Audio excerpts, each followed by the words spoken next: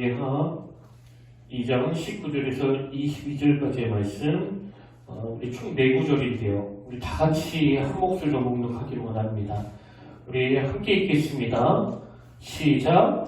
그 성읍 사람들이 엘리사에게 말하되 우리 주인께서 보시는 바와 같이 그 성읍에 미치는 조나 물이 나쁨으로 토산이 익지 못하고 떨어지나이다.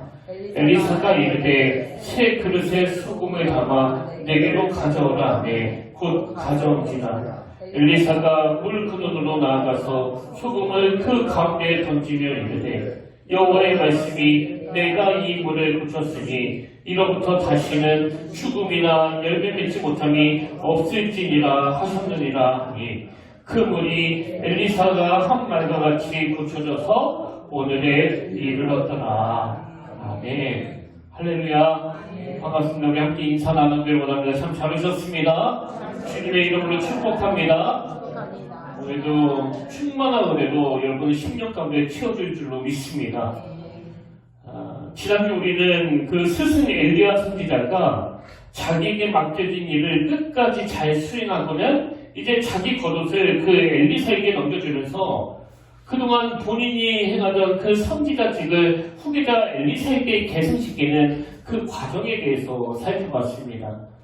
근데 저는 엘리사가 이 땅에서의 사명이 다 끝나는 그 마지막 순간에 남겼던 말이 계속 머릿속에 맴돌면서 저에게 어떤 새로운 사명과 목표를 가져다 주는데요. 그게 지난주 살펴본 열왕기하 2장 9절 아닙니까? 건담에 엘리야가 엘리사에게 이르되 나를 내게서 데려감을 당하기 전에 내가 너에게 어떻게 할지를 구하라. 무슨 뜻이에요? 너를 위해서 기도하겠다는 거예요. 내가 너를 대신해서 너의 기도 제목을 하나님께 구하겠다는 겁니다. 근데 이 엘리야의 마지막 말이 왜 저에게 새로운 목표가 됐는가 하면은요. 저도 이런 말을 남기고 죽고 싶거든요. 그래서 제 자식에게 또 우리 평택계와 다음 세대를 향해서 내가 마지막으로 너에게 뭘 해주랴. 참 이렇게 질문을 던지면서 하나님 앞에 그들을 위해 축복하며 인생을 끝내면 얼마나 좋을까 그런 생각이 들었기 때문입니다. 그리고 다음 세대들은 그 질문에 대한 대답으로 이 땅에 그 무엇을 구하는 게 아니라 지난주에 우리가 살펴본 것처럼 엘리사는 뭘 그랬습니까? 2장 9절 하반절을 보십시오. 엘리사가 이르되 당신의 성령이 하시는 역사가 갑절이나 내게 있게 하소서 하는지라. 스승님이 갖고 계신 그 영적인 능력을 저는 2배나 누리기를 원합니다. 이게 참 아름다운 그 선순환 아닙니까? 저는 오늘 하나님께서 우리 부모님들에게 이 새로운 목표를 주실 뿐만 아니라 우리 자녀 세대들이 이 성령의 능력을 가지고 엘리사처럼 하나님이 명하신 그곳에서 주신 사명을 잘 감당하기를 주님 이름으로 축복합니다. 그래서 저는 오늘 이렇게 엘리사가 성령의 영감, 성령의 능력을 구한 다음에 선지자가 되고 나서 공식적으로 행했던 그 첫 번째 기적에 대해서 살펴보기를 원하는데요. 자, 오늘 본문의 배경이 어떻게 되는가 하면 이제 엘리사 선지자가 그 여리고라는 도시에 머물고 있는데 어느 날 사람들이 찾아와가지고 이 지역에 물이 막 오염이 돼서 많은 사람이 고통을 겪고 있다는 그런 하소연을 하는 겁니다. 그게 오늘 본문 열왕기하 2장 19절에 나오는데요. 자, 보십시오. 그 성읍 사람들이 엘리사에게 말하되 우리 주인께서 보시는 바와 같이 이 성읍에 미치는 조나 물이 나쁨으로 토산이 익지 못하고 떨어지나이다. 근데 저는 이 말씀 중에서 이 표현이요. 이 성읍에 미치는 조나 물이 나쁨으로 이 한마디가 마음에 막 너무 와닿아가지고 이번 주 내내 제가 되뇌이고 묵상하면서 많은 생각을 했는데요. 자료에 보니까 이 여리고는 그 지리적으로 어떤 특성을 가지고 있는가 하면 이 여리고는요. 그 사해 북쪽 끝에 위치한 오아시스 지역인데 여러 샘에서 그 물이 솟아나가지고 그 지역 사람들이 풍성한 물을 공급받는 그래서 그 물 걱정이 하나도 없는 그런 지역이라는 겁니다. 근데 그 지역 사람들이 지금 어떤 고통을 겪고 있는가 하니까요. 이처럼 그 지역이 오아시스 지역이라 물은 풍성한데 그 물이 오염됐다는 거예요. 그래서 성읍에 미치는 조나 물이 나쁨으로 제가 지난 한 주간 동안 이 한마디를 굉장히 깊이 묵상한 이유는요. 이게 딱 오늘 우리 시대이기 때문에 그렇습니다. 여러분도 아시지만 지금 우리는 뭐 역사상 어느 세대도 그 경험하지 못했던 그 신기술의 발달로 인한 그 혜택들을 다 누리면서 살고 있는 거 아닙니까? 예를 들어서 우리가 들고 다니는 그 스마트폰. 뭐 예전에는요, 이 핸드폰도 엄청 고가라서 부자 아니면 못 들고 다녔거든요. 근데 지금은 그 꼬맹이들조차도 막 다 핸드폰을 들고 다니는 거 아닙니까? 그리고 제가 참 신기하게 그 생각하는 것 중에 하나가 뭐냐면, 그 예전에는 그 국제전화 한 번 하려고 하면 엄청 부담이었는데, 지금은 뭐 카톡으로 돈 한 푼 안 들이고 언제든지 그 영상통화도 할 수 있는 거 아닙니까? 그래서 매일매일 아무 부담 없이 제가 뭐 호주에 있는 누나하고 또 미국에 있는 선교사님하고 통화할 수 있는 건 이 신기술의 발달로 인한 그 혜택들 때문이에요. 그리고 저는 앞으로가 뭐 더 기대가 되는 게요. 이제 70세 이상이 되면 아무래도 그 젊을 때보다는 인지 능력이 떨어지다 보니까 여러 사고를 예방하기 위해서 지금 국가에서 그 운전면허증을 반납하라고 하는데요. 앞으로는 100세 되신 어르신들도 운전할 수 있는 그런 무인 자동차 시대가 곧 열린다는 거 아닙니까? 그래서 단추에 그 목적지만 딱딱 누르면 차가 알아서 그 목적지까지 도착하는 이런 신기술이 뭐 거의 상용화 직전까지 왔다는 그런 기사를 저는 봤거든요. 그야말로 지금 이 시대는요, 이 성읍의 위치가 엄청 좋은 상태예요. 근데 문제가 뭐냐? 성읍의 위치는 좋은데 물이 나쁘다는 거, 물이. 그래서 그 신기술로 인한 혜택들 못지않게 그 폐해들도 엄청 많은 거 아닙니까? 뭐 이루 다 말로 설명하지 못할 정도예요. 최근에도 그 SNS를 통한 마약 유통이 막 활발해지면서 지금은 뭐 나이를 불문하고 누구라도 30분 이내로 그 마약을 구입할 수 있다는 그런 기사를 제가 봤고요. 뭐 그뿐만이 아니에요. 예전에는 상상할 수 없었던 뭐 조건 만남이라든가 사행성 불법 도박 그리고 무분별하게 이루어지고 있는 그 보이스피싱은 이미 사회적 문제로 대두된 지 오래된 거 아닙니까? 그러다 보니 예전에는 그 문화적으로 교육적으로 너무나 앞서 있는 그 미국이나 유럽으로 이민 가는 사람들이 굉장히 많았는데요. 요즘은 그 이민 안 가거든요. 이민자가 뚝 떨어졌습니까? 제가 이야기를 들어보니까요. 지금 이민 생활을 하시는 분들 중에 그 신앙 교육을 제대로 시키고자 하는 부모님들은 자녀들을 그 공립학교에서 다 데리고 나와서 홈스쿨링 부모님들이 직접 가정에서 교육 공부시키는 뭐 그런 가족들이 어마어마하게 늘어나고 있다고 하더라고요. 그럼 왜 아이들을 학교 안 보내고 부모들이 직접 집에서 공부시키느냐? 위치는 좋은데 물이 나쁘거든요, 물이. 그래서 제가 몇 번 말씀드렸잖아요. 뭐 우리나라는 아직 양호한 편이지만요. 지금 유럽은, 지금 미국은 뭐 이미 공교육부터 무너져가지고 말로 뭐 다 못하는 그 성적인 타락, 또 가치관의 혼란, 이걸 자녀들이 그 어릴 때부터 경험하는 겁니다. 그러다 보니까 뭐 남자가 그 여탕에 들어가는 일이 실제로 일어나는 거 아닙니까? 여러분 이게 보통 심각한 문제가 아닌 게요. 제가 아까 그 모든 사람들 중에 스마트폰이 하나씩 들려져 있다고 말씀드렸듯이 우리의 가치관을 혼란하게 만드는 그런 문화들이 계속 그 전선을 타고 그 와이파이를 타고 들어오기 때문에 우리나라도 뭐 더 이상 예외가 아닙니다. 그리고 뭐 글쎄요. 오늘 이렇게 은혜를 사모하시는 여러분들은 저는 예외라고 생각하지만 지금 이 스마트폰을 가지고 뭘 주로 많이 활용하느냐고요. 예전 어른들은 꿈도 못 꾸는 그 음란한 영상 그리고 꼭 그런 음란한 영상이 아니더라도 그 사람의 영혼을 막 짓밟아버리는 음해, 모함, 악플, 가짜뉴스 그래서 최근에도 오늘 학폭 피해자가 자살한 거 아닙니까? 그렇기 때문에 저는요 이런 신기술이 별로 마음에 안 들어요. 차라리 이 모든 기술을 다 누리는 이 세대보다 그런 유혹거리가 별로 없었던 제 어릴 적 세대가 훨씬 좋습니다. 저 청소년기에 그 유일한 유혹거리가 있다면 주로 그 빨간색 테이프 뭐 그거 하나밖에는 없었거든요. 뭐 지금 생각해보면요 저 고등학교 다닐 때 그런 거 하나 빌려서 보는 게 뭐 모든 남학생들의 그 로망이었는데 뭐 요즘 그런 영상들에 비하면 그건 아무것도 아니에요. 참 부끄러운 고백이지만요. 제가 아직도 생각이 나는 게, 한 번은 학교 갔다 와서 동생이랑 함께 아무도 없는 집에서 친구가 빌려준 빨간색 테이프를 같이 보다가 깜빡 잠들었는데요. 눈 떠보니까 엄마하고 누나하고 이미 집에 들어와 있는 거예요. 그래서 막 급하게 테이프를 빼가지고 뱃속으로 딱 숨겼는데, 어머니가 뭐라고 말씀하신가 하니까, 니들 비디오 빌려봤던데 그것도 늦게 반납해가지고 며칠에 나오면 진짜 혼날 줄 알아. 그래서 속으로 엄마가 아직 비디오 제목은 못 봤구나 그러면서 제 동생하고 막 안심하고 있었는데요. 그게 끝이 아니더라고요. 누나가 갑자기 방에서 나오더니 비디오 제목이 뭐냐고 묻는 거예요. 자기도 같이 본다고.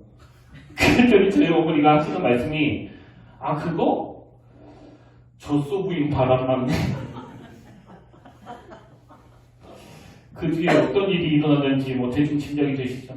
하루 종일 제 동생이랑 옷걸이로 막 두들겨 맞고 주일날 교회 가서 회개했던 그런 기억이 있거든요. 저 어릴 때는요, 그런 빨간색 테이프 하나만 봐도 주님, 제가 야구교를 바꾸렸습니다. 용서하여 주시옵소서 막 그러면서 회개하던 시대예요. 그래서 저는 조금만 잘못해도 막 두들겨 맞았지만 저 어릴 적 시대가 지금 모든 걸 다 누리는 이 세대보다 훨씬 더 좋습니다. 그런 의미에서 지금 천사 같은 우리 아이들 손에 들려져 있는 스마트폰, 이건 흉기 아닙니까? 흉기? 그리고 그게 흉기가 될 수 있다는 걸 잘 알지만 부모조차도 안 줄 수도 없고 또 줄 수도 없는, 또 저도 어떻게 관리해야 할지 잘 모르는 이게 오늘 본문으로 말하면 이 성읍에 미치는 좋으나 무리 나쁨으로 딱 그 상황 아닙니까? 그러니까 오늘 교회 현실도 마찬가지예요. 저는 이 구절을 읽는데 디모데후서 3장 5절 말씀이 떠오르는 겁니다. 경건의 모양은 있으나 경건의 능력은 부인하니. 여러분도 잘 아시지만요, 70년대, 80년대 이런 화려한 반죽이가 어디 있고 이런 대형 화면이 어디 있었냐고요. 제가 다녔던 주일학교는 재정적으로 좀 어려워서 그랬는지는 몰라도 코자크 풍금 하나로 연주하던, 그리고 큰 도화지에다가 음표를 막 일일이 그려가면서 한 장 한 장 이렇게 큰 잡지 갖다가 이렇게 넘기던 그런 교재였거든요. 눈길이 갈 만한 화려한 어떤 것도 없었습니다. 근데 다시지만 지금은 교회들마다 얼마나 화려해졌냐고요. 성읍의 위치가 너무나 좋은 상황이에요. 환경은 더 좋아졌단 말입니다. 근데 문제가 뭐냐? 성읍의 위치는 너무나 좋은데요, 물은, 심령은 예전 같지 않은 거예요. 저 어릴 적에도 보면 옛날 어른들은 저녁이 되면 교회에 모여가지고 막 늦게까지 철학 기도도 하시고, 또 갖춘 게 별로 없어가지고 여러모로 불편한 환경이었지만 철학 기도 하시다가 주무시고 가시는 분들도 꽤 많았거든요. 근데 지금은 주무시고 가신 분도 없을 뿐더러 시간 내가지고 기도하는 분도 많지 않습니다. 그래서 한마디로 경건의 모양은 있는데 경건의 능력이 잘 보이지 않는 이게 오늘 한국교회의 현실이에요. 근데 이건 개인도 마찬가지 아닙니까? 지금 많은 형제들이 겉보기에는 너무나 풍족하게 아무 문제도 없고 아무 걱정도 없는 것처럼 살아가지만 영혼의 상태는 너무 메말라서 예전에 비해서 우울증에 걸린 사람도 많고 자살하는 사람은 또 얼마나 많냐고요. 그래서 오늘 여러분 중에 겉보기에는 참 번듯한 집에서 참 번듯한 직장에 다니면서 아무 문제가 없어 보이는 그런 삶을 살고 있지만 뭔가 마음에 공허함이 있고 이유를 알 수 없는 허전함이 있고 열심히 일하고 와서 저녁에 잠자리에 들어도 참 이상하게도 이 마음이 시원치 않는 이런 피폐한 삶을 살고 계신 분이 계시다면요, 오늘 이 본문을 주목하셔야 돼요. 왜? 바로 여기에 답이 있기 때문에 그렇습니다. 그래서 저는 오늘 엘리사 선지자가 사람들이 호소했던 이 성읍에 미치는 좋으나 물이 나쁜 상황을 어떻게 해결했는지를 살펴보면서 오늘 우리가 뭘 회복해야 되는지를 발견하길 원하는데요. 자, 그럼 성읍에 미치는 좋으나 물이 나쁜 이 상황을 회복시키기 위한 이 엘리사의 첫 번째 대안이 뭐냐? 이 회복을 위한 첫 단추가 이겁니다. 새 그릇에 소금을 담아. 새 그릇에 소금을 담아. 제가 본문에 나오는 내용을 그대로 인용했는데요. 자, 엘리사가 나빠진 그 물을 회복시키기 위해서 제일 먼저 그 취했던 조치가 본문 20절에 나옵니다. 엘리사가 이르되 새 그릇에 소금을 담아 내게로 가져오라매 곧 가져온지라. 여러분, 여기 나오는 소금은 어떤 의미를 가지고 있는가 하면은요, 참 비슷한 구절이 레위기 2장 13절에도 나옵니다. 내 모든 소재물에 소금을 치라. 내 하나님의 언약의 소금을 내 소재에 빼지 못할지니 내 모든 예물에 소금을 드릴지니라. 또 에스겔 43장 24절, 나 여호와 앞에 받들어다가 제사장은 그 위에 소금을 쳐서 나 여호와께 번제로 드릴 것이며, 한마디로 말해서 구약의 여러 의식들 중에 특히 이 정결 의식을 행할 때에는 바로 이 소금을 사용했다는 거예요. 그래서 제가 여기에 내분의 의미를 막 찾아보니까 이 소금은 주로 정결, 거룩을 상징하고 이 맛이 잘 변하지 않는다는 그 특징 때문에 하나님의 언약을 상징하기도 한다, 이렇게 설명하더라고요. 근데 중요한 건 지금 그 정결과 거룩을 상징하는 소금을 어디에 담으라고 그럽니까? 20절을 다시 보십시오. 엘리사가 이르되 새 그릇에 소금을 담아. 저는 이 구절을 읽는데 자동적으로 딱 1초 만에 떠올랐던 성경 구절이 디모데후서 2장 20절 21절입니다. 큰 집에는 큰 그릇과 은그릇뿐 아니라 나무 그릇과 질그릇도 있어 귀하게 쓰는 것도 있고 천하게 쓰는 것도 있나니, 그러므로 누구든지 이런 곳에서 자기를 깨끗하게 하면 귀히 쓰는 그릇이 되어 거룩하고 주인의 쓰심에 합당하며 모든 선한 일에 준비함이 되리라. 그리고는 그 다음 22절, 또한 너는 청년의 정욕을 피하고 주를 깨끗한 마음으로 부르는 자들과 함께 의와 믿음과 사랑과 화평을 따르라. 저는 이 대목에서 오늘 우리 부모님들이 하나님 앞에 반성해야 되고 또 회개해야 될 게 있다고 생각하는데요. 그게 뭐냐 하니까, 여러분도 잘 아시지만 지금 뭐 믿는 가정이건 안 믿는 가정이건 그 많은 부모님들이 이 세상의 흐름에 발맞추기 위해서 어릴 때부터 자녀들에게 지속적으로 요구하는 게 그 큰 그릇 되라는 거 아닙니까? 큰 그릇 되라는 거. 그 초등학교 다닐 때부터 너 좋은 대학 가야지, 큰 그릇 돼야지, 엄마 아빠가 뭐 다른 건 안 쓰더라도 너 큰 그릇 만들면 아낌없이 투자해 줄게. 그래서 막 이 학원도 보내고 저 학원도 보내고 과외도 시켜줬는데, 여러분 지금 그게 나쁘다는 게 아니고요, 그 절차가 잘못됐다는 거. 절차가 먼저 깨끗한 그릇을 만든 다음에 거기에 담게 큰 그릇이 되기 위한 준비들이 필요한데, 우리는 너무 어릴 때부터 깨끗하고 뭐고 무조건 큰 그릇으로 키워야 돼, 큰 그릇부터 만들어야 돼. 저는 이게 우리 부모님들이 자녀 교육과 관련해서 하나님께 회개해야 될 문제라고 생각하거든요. 왜? 그 결과 다 아시잖아요.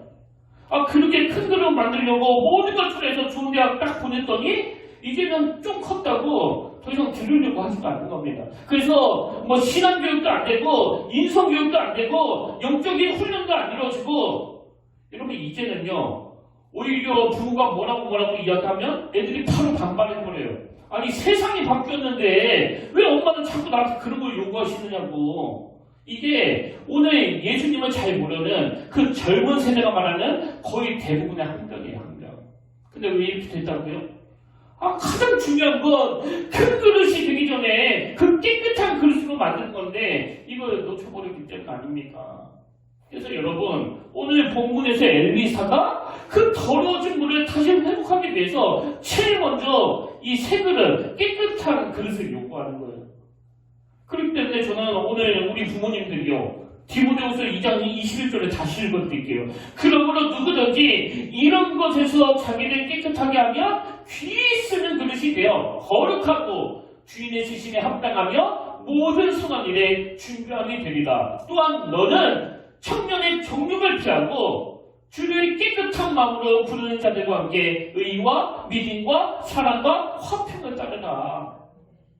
아까도 말씀드렸듯이 지금은 자녀에게 신앙교육이나 또 인성교육하기가 너무나 어려운 그런 시대일 뿐만 아니라 온 세계가 다 네트워킹이 되는 시대이다 보니까 우리 청소년들도 미국에서 흘러오고 유럽에서 흘러오는 그 음란하게 짝이 없는 오염물을 다 뒤집어 쓸 수밖에 없는 그런 시대이기 때문에 지금부터라도 각 가정마다 깨끗한 그릇을 꿈꾸면서 대항할 수 있는 무기를 만들어야 된다는 겁니다.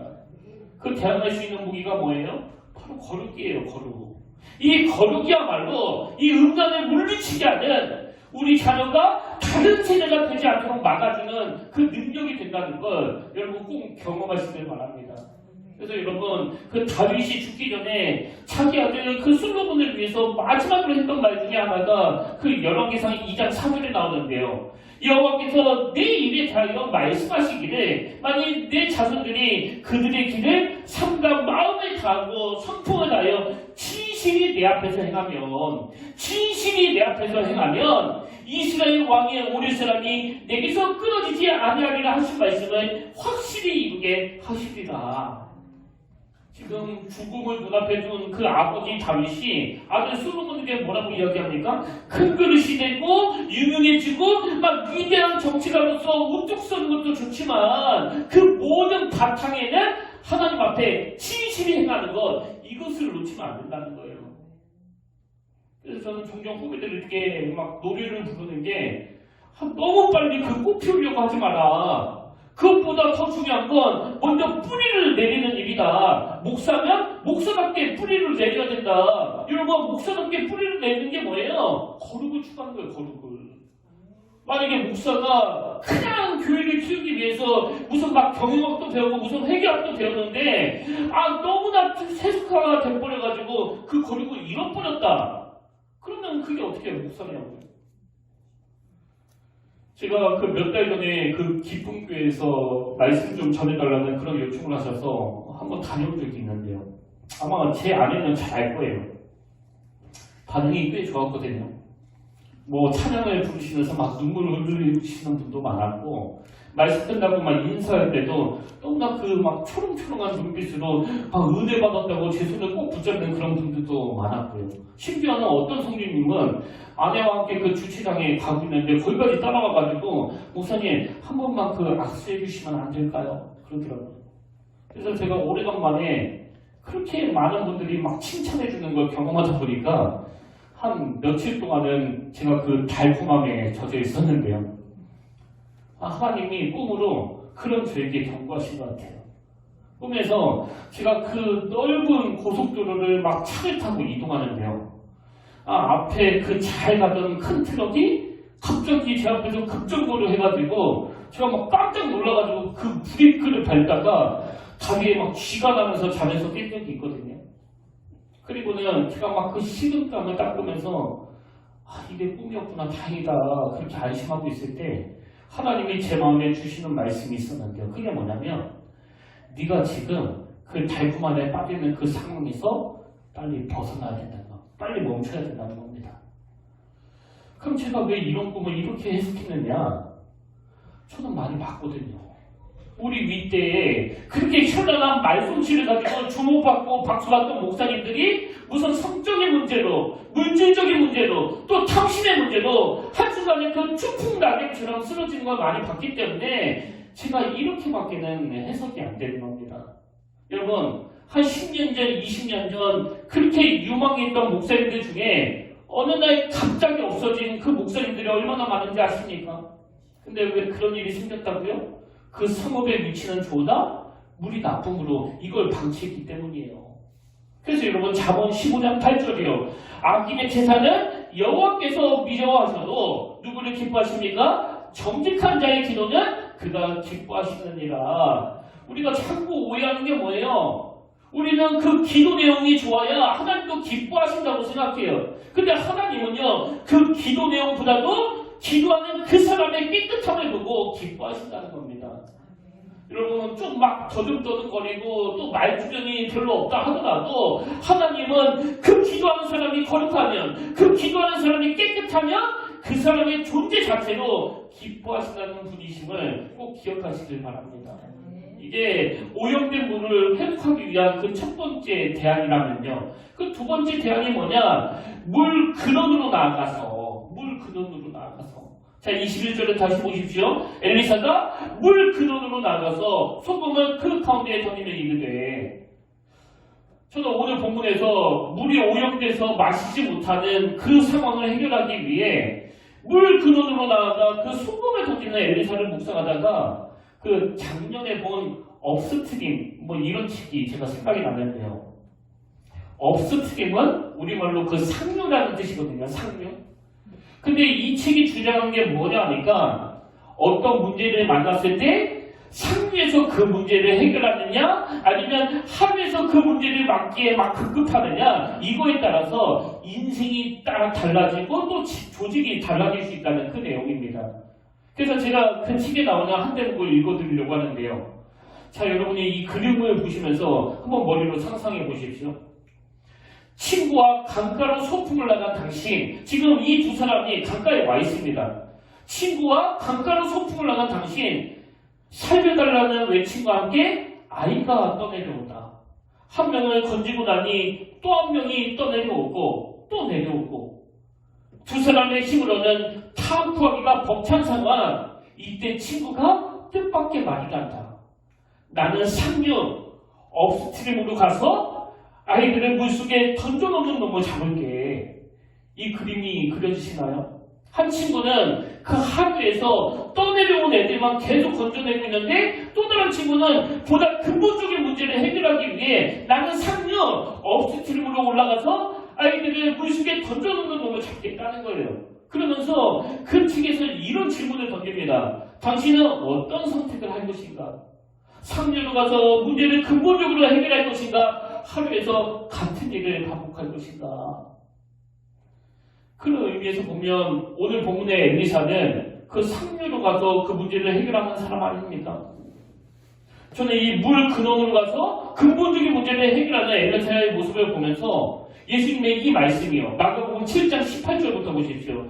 예수께서 이르시되 너희도 이렇게 깨달음이 없느냐? 무엇이든지 밖에서 들어가는 것이 능히 사람을 더럽게 하지 못함을 알지 못하느냐? 이는 마음으로 들어가지 아니하고 배로 들어가 뒤로 나갑니다. 이러므로 모든 음식물을 깨끗하다 하시니라. 그러면서 주님이 그 다음 20절에서 아주 중요한 말씀하십니다. 또 이르시되 사람에게서 나오는 그것이 사람을 더럽게 하느니라. 속에서 곧 사람의 마음에서 나오는 것은 악한 생각, 곧 음란과 도둑질과 살인과 간음과 탐욕과 악독과 속임과 음탕과 질투와 비방과 교만과 우매함이니 이 모든 악한 것이 다 속에서 나와서 사람을 더럽게 하느니라.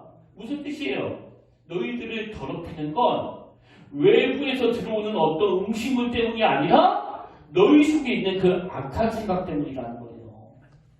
그래서 여러분 중에 지금 이 성읍에 위치한 저나 물이 나쁜 물은 이 상황처럼 지금 뭔가 누리고 있는 건 많은데 내 신앙이 예전 같지 않게 많이 식어 있고, 또 주변에 사람들은 너무나 많은데 그 대인관계가 자꾸만 이상하게 꼬여만 가고, 또 때때로 마음에 어떤 결핍으로 인해 공허함과 허전함으로 전혀 행복하지 않는 삶을 사시는 분이 계시다면 그 문제가 일어나게 된 근원지, 이 업스트림을 찾아야 되는데요.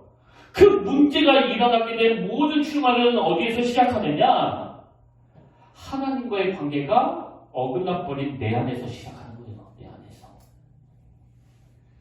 저는 지금까지 목회하면서 교육 전도사 때부터 말도 안 되는 걸로 막 모함을 당하고 또 내쫓김을 당하는 그런 억울한 일을 겪었지만요.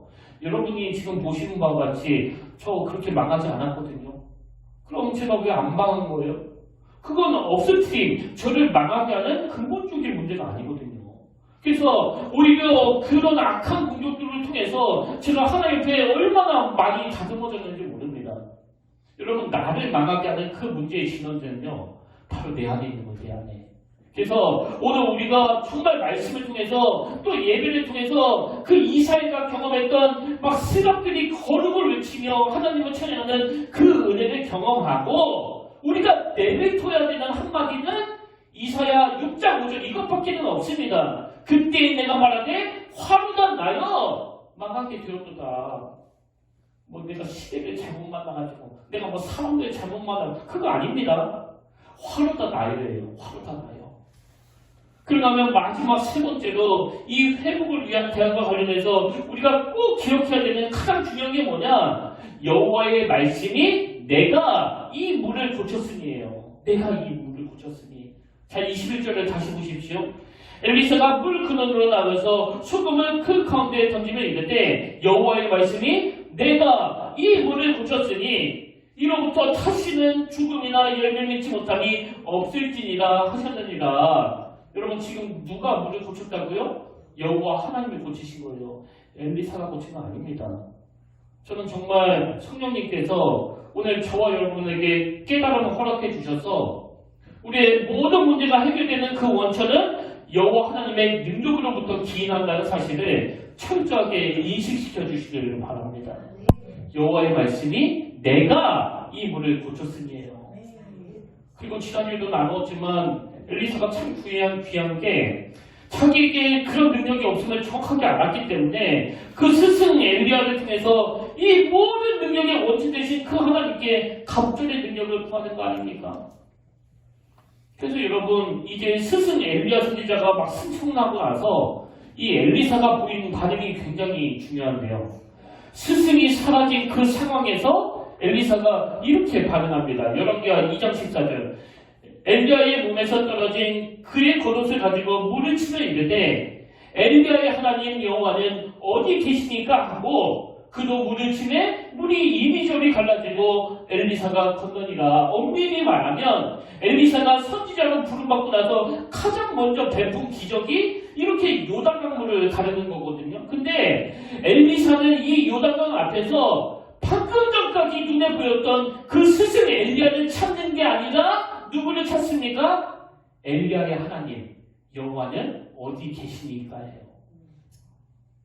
이게 모세의 후계자 여호수아도 마찬가지 아닙니까? 여호수아 1장 1절 여호와의 종 모세가 죽은 후에 여러분 여기 나오는 여호와의 종 모세가 죽은 후에 이 표현은요 그 당시 이스라엘 백성들은 물론이고 후계자 여호수아에게도 어마어마한 절망을 안겨주는 그런 소식 아닙니까? 아니 홍해를 건널 때부터 하나님의 대리인으로 우리를 인도하던 그 모세가 약속의 땅 그 가나안에 들어가기 전에 죽어버린 거예요. 뭐 제가 갑자기 교회에다가 그 사표를 내고 대전에 있는 저희 어머니에게로 간다고 했을 때 뭐 여러분이 잠깐은 그 당황은 되시겠지만 그렇다고 뭐 절망까지는 안 할 거예요. 왜? 교회는 이 아니면 잇몸으로 움직여지는 곳이니까. 뭐 또 감리사님을 통해서 새로운 목사님을 모시겠죠. 근데 그거하고는 완전히 다른 상황이에요. 그렇게 애굽에서부터 광야 생활까지 자기를 인도했던 모세가 그만 죽어버린 겁니다. 그래서 이 여호수아와 백성들이 막 당황을 하고 있는데 하나님이 주시는 말씀이 뭐냐? 5절에 보십시오. 이런 말씀을 주십니다. 내 평생에 너를 능히 대적할 자가 없으리니 내가 모세와 함께 있었던 것 같이 너와 함께 있을 것임이니라. 그래서 여러분 엘리야는요 하나님이 데려가셔도 괜찮아요. 모세는요 생각보다 빨리 죽어도 괜찮습니다. 그리고 김의수 목사는 언제 사라져도 괜찮아요. 왜? 우리에게는 모든 능력의 원천 되시는 하나님이 계시거든요. 그래서 여러분 살다가 당황스러운 일을 만나면 누구를 찾아야 되느냐? 김의수 목사님은 어디 계십니까가 아니라 김의수 목사님의 하나님은 어디 계십니까? 그 출애굽기 15장에 보면 이스라엘 백성들이 홍해를 건넌 다음에 첫 번째로 맞닥뜨리는 그 당황스러운 일을 기록하고 있는데 자 출애굽기 15장 22절을 보십시오. 모세가 홍해에서 이스라엘이 인도하되 그들이 나와서 수르광야로 들어가서 거기서 사흘 길을 걸었으나 물을 얻지 못하고 마라에 이르렀더니 그곳 물이 있어서 마시지 못하겠으므로 그 이름을 마라가 하였더라. 이게 오늘 본문하고 아주 똑같은 상황 아닙니까? 지금 물은 엄청나게 많이 공급이 되는데 써서 마실 수가 없는 그 상황이에요. 근데 제가 이 본문에서 주목한 게 뭐냐? 이렇게 물이 써가지고 마실 수 없는 상황이 되니까 사람이 딱 두 갈래로 그 반응이 나눠지는데요. 첫 번째 반응이 24절에 나옵니다. 백성이 모세에게 원망하여 이르되 우리가 무엇을 마실까 하네. 첫 번째 반응이 뭐예요? 백성들이 지도자 모세를 원망하는 거예요. 그 사랑을 찾아가지고 원망하는 겁니다. 그러면 두 번째 반응은 25절에 나옵니다. 모세가 여호와께 부르짖었더니, 이 차이가 아시겠죠? 백성은 모세를 원망하고 모세는 하나님께 기도하는 거예요. 기도. 그랬더니 하나님이 이렇게 말씀하십니다. 26절. 이르시되 너희가 너희 하나님 나 여호와의 말을 들어 순종하고 내가 보기에 의를 행하며 내 계명에 귀를 기울이며 내 모든 규례를 지키면 내가 애굽 사람에게 내린 모든 질병 중 하나라도 너에게 내리지 아니하리니 나는 너희를 치료하는 여호와입니다. 여러분, 왜 하나님은 그 이스라엘 백성들이 홍해를 건너자마자 그 마라의 쓴물을 경험하게 하셨을까요? 왜 그 고통을 겪게 하시냐면요, 하나님은 이제 홍해를 건너 광야 생활을 해야 되는 그 시점에서 이 한마디를 하고 싶은 거거든요. 나는 너희를 치료하는 여호와입니다. 그래서 저는 오늘 결론을 이 말씀과 똑같은 맥락으로 기록하고 있는 오늘 본문 열왕기하 2장 21절, 22절을 읽고 마무리하기를 원하는데요. 자, 다시 보십시오. 엘리사가 물 근원으로 나가서 소금을 그 가운데 던지면 이르되 여호와의 말씀이 내가 이 물을 고쳤으니 이로부터 다시는 죽음이나 열매 맺지 못함이 없을지니라 하셨느니라 하니 그 물이 엘리사의 한 말과 같이 고쳐져서 오늘에 이르렀더라. 이런 은혜를 사모하는 믿음의 성도님들 되시기 바랍니다. 여러분, 우리가 그 물을 고치는 게 아니에요. 우리는 그저 그 소금을 던지라는 물 근원으로 나아가는 그 말씀에 믿음으로 금을 던져 순종하는 거예요. 순종하는 거. 그리고 그 말씀에 순종하면 바로 우리 주님이 그 일을 하시겠다는 겁니다. 저는 오늘 너무나 좋은 환경임에도 불구하고 그 자식 문제로, 부부 문제로, 또 대인관계 문제로 고통하며 신음하는 그 삶의 자리마다 이 거룩이 회복이 되고 하나님과의 관계가 회복되어 치료자 되시는 주님의 일하심으로 말미암아 그 모든 문제에서 해결함을 받는 그런 복된 날이 되기를 주님의 이름으로 축원합니다. 그러면 오늘 결단처럼 우리 함께 모든 민족과 방언들 가운데 수많은 백성들 모였는데 이 찬양 함께 부르길 원하는데요. 아까 그 아버지 다윗이 유언한 것처럼 여러분 이 시간 진실하게 마음을 다하여 우리의 치료 되시는 그 주님께 이 찬양을 올려드리길 원합니다. 우리 함께 이 찬양 올려드립니다.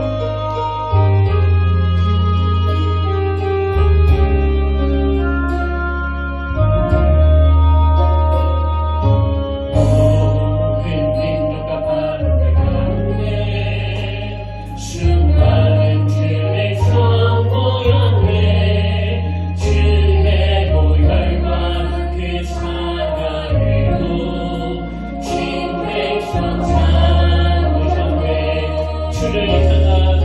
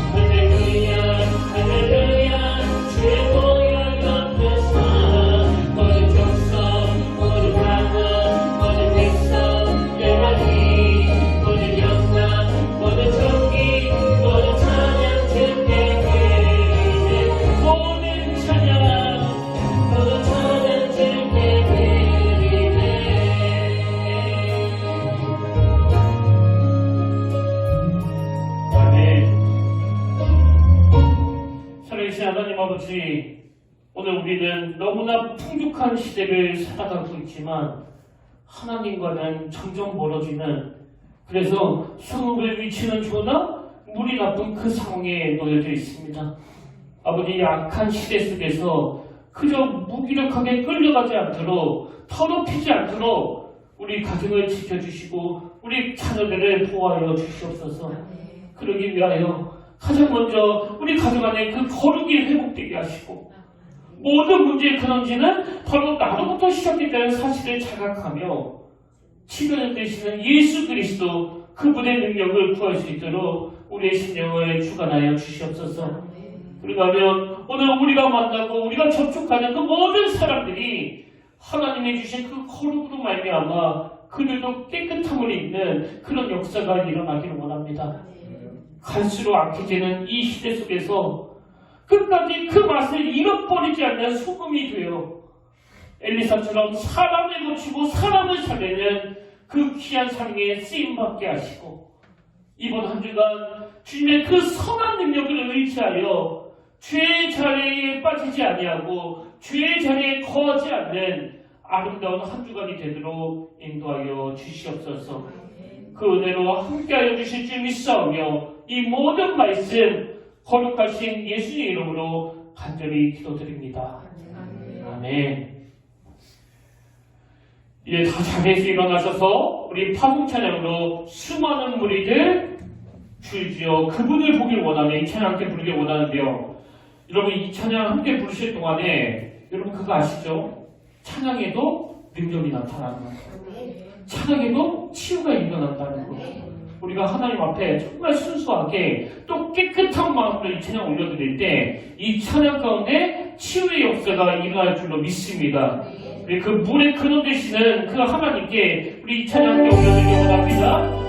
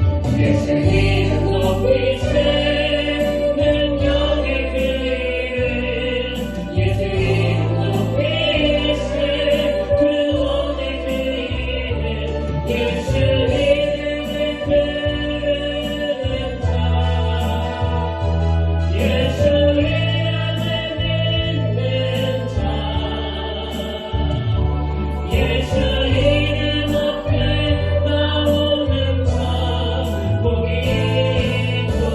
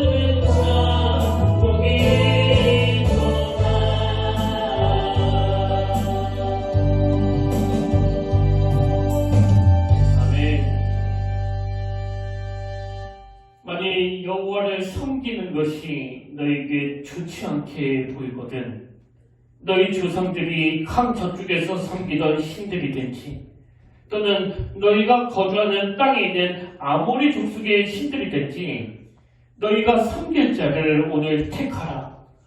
오직 나와 내 집은 여호와를 섬기겠노라. 하나님, 이 놀라운 결단이 오늘 우리 가정에서 일어나기를 원합니다. 부패한 이 세상과의 구별됨을 통해 내 내면의 영성이 세월이 갈수록 하나님과 더욱더 친밀해지게 하시고 하나님의 거룩을 추구하려는 그 작은 몸부림들이 쌓이고 쌓여 하나님이 기뻐하시고 하나님이 찾으시는 그 예비자가 되도록 치료자 되시는 주님 일하여 주시옵고 그렇게 역사하여 주시옵소서. 이제는 우리 주 예수 그리스도의 은혜와 하나님 아버지의 다함없는 사랑과 성령님의 감동, 감화, 위로, 교통, 충만하심의 역사가 오늘 하나님이 주신 말씀 앞에 순종할 것을 다짐하며 인생의 광야길에서 하나님을 찾을 것을 결단하며 예비하는 모든 주의 자녀들 머리 위에 지금부터 영원토록 함께 하시기를 간절히 축원하옵나이다.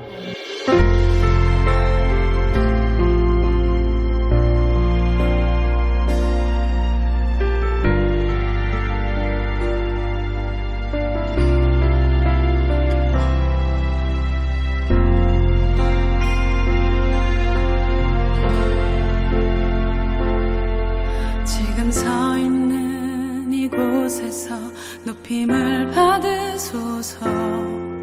내가 받는 땅